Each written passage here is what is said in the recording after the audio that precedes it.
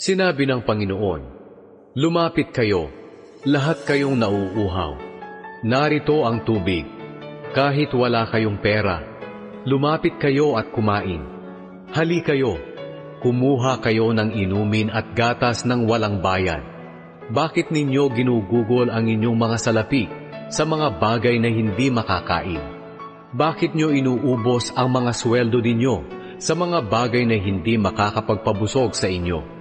Makinig kayo sa akin, at makakakain kayo ng mga masasarap na pagkain, at talagang mabubusog kayo.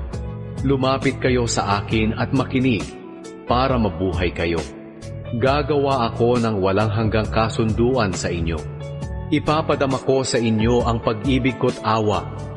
Lumapit na kayo sa Panginoon, at tumawag sa Kanya habang naririyan pa siya, para tulungan kayo.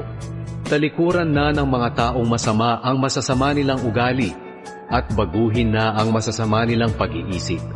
Magbalik loob na sila sa Panginoon na ating Diyos, dahil kaaawaan at patatawarin niya sila. Sinabi ng Panginoon, "Ang pag-iisip ko ay hindi katulad ng pag-iisip ninyo, at ang pamamaraan ko ay hindi katulad ng pamamaraan ninyo.